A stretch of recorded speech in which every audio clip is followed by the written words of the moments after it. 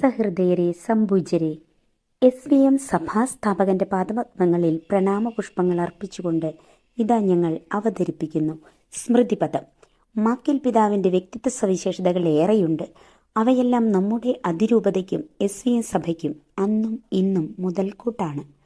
ദൈവദാസൻ മാക്കിൽ പിതാവിനാൽ അനുഗ്രഹിക്കപ്പെട്ട ഒരു സാധു കുടുംബത്തിലേക്ക്, അവരുടെ അനുഭവത്തിലേക്ക് നിങ്ങളെ ഏവരെയും ക്ഷണിച്ചുകൊണ്ട് ഞങ്ങൾ അവതരിപ്പിക്കുന്നു സ്മൃതിപദം. ചായ എന്റെ കരിയും കൂടെ അങ്ങ് എടുത്തോ. ഇപ്പൊ തരാം. കഴിഞ്ഞ മഴക്കാലം നമ്മൾ ചതിച്ചു.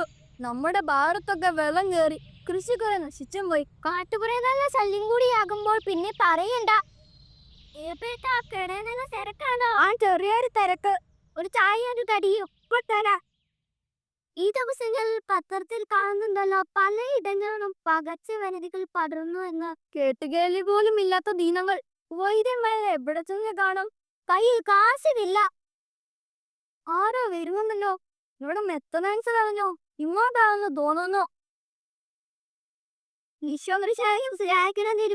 എല്ലായ്പ്പോഴും സുഖിക്കട്ടെ.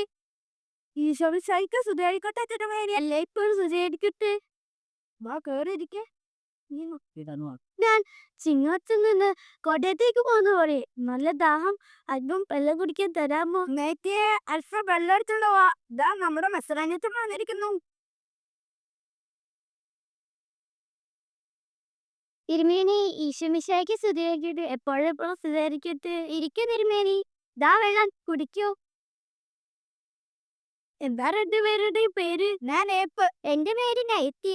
ജീവനുമാർ തൊട്ടി ചായക്കട എനിക്കുമല്ലേ? അതെ, പക്ഷെ വലിയ കഷ്ടത്തിലാണ് തിരുമേനി. ജീവിതം ഇവിടെ തുച്ഛമായ വരുമാനം മാത്രമേ ഉള്ളൂ. ഒരു നേരത്തെ കുടുംബം പറ്റി മുന്നോട്ട് പോകുന്നു. മക്കളെ പഠിപ്പിക്കുവാനും വലുവരാക്കുവാനും ഒക്കെ വലിയ ആശയുണ്ട്. പൂരിയിടം പോലെ സ്വന്തമല്ല, മാസവാടകയും നൽകണം. അപ്പൊ ഇങ്ങനെയൊക്കെയാണല്ലോ കാര്യങ്ങൾ. എന്നാ ഇറവത്തെ നമുക്ക് പ്രാർത്ഥിക്കാം. മകളെ ദൈവം അനുഗ്രഹിക്കും. ഈ കുഞ്ഞ് വളരെ വലിയവനോ. ഈ കുടുംബം ഉന്നതിയിലേക്ക് ഉയരുവാൻ ദൈവം ഇടയാകും. ഈ ഒരു സ്ഥിതികുദത്തിന് എല്ലാവരെയും സമർപ്പിക്കുന്നു. എന്നാൽ വരട്ടെ. ശരി തിരുമേനി. ഏതാനും വർഷങ്ങൾക്ക് ശേഷം ആനോ വന്നിട്ടുണ്ടല്ലോ. ഇതാരാ വന്നിരിക്കുന്നത്? ഈശോമിശിഹായ്ക്ക് സ്തുതിയായിരിക്കട്ടെ. എപ്പോഴെപ്പോഴും സ്തുതിയായിരിക്കട്ടെ. നമ്മുടെ മഠത്തിലെ അമ്മമാരാണല്ലോ. വാ അകത്തേക്ക് വരൂ. എന്ത് രസമായല്ലേ ഇവിടം.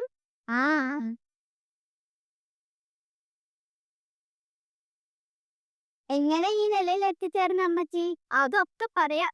സുമതിയെ, എടി സുമതി. എന്താ അമ്മച്ചി? നമ്മുടെ മഠത്തിലെ അമ്മമാര് വന്നിട്ടുണ്ട്. അവർക്ക് കുടിക്കാൻ ജ്യൂസും പലഹാരങ്ങളും എല്ലാം കൊണ്ടുപോവാ.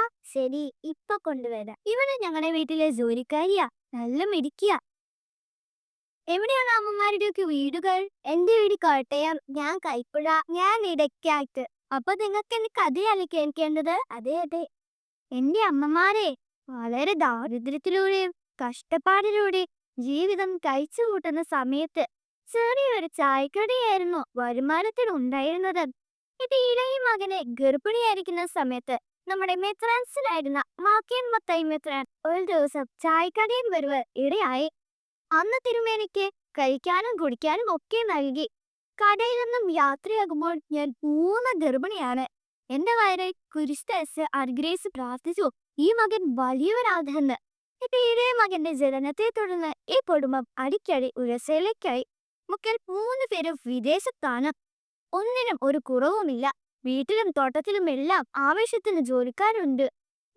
ഈ കാണുന്ന മെത്രാനച്ചനാണ് ഈ ഉയർച്ചയ്ക്കും സുഖത്തിനും എല്ലാം കാരണം. ദൈവാനുഗ്രഹം ഈ മാക്കിൽ പിതാവിനോട് ഇന്നും നിങ്ങൾക്ക് കിട്ടിക്കൊണ്ടിരിക്കുന്നു.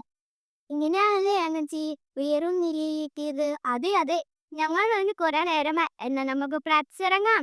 സുമതിയും നമുക്ക് പ്രാർത്ഥിക്കാം.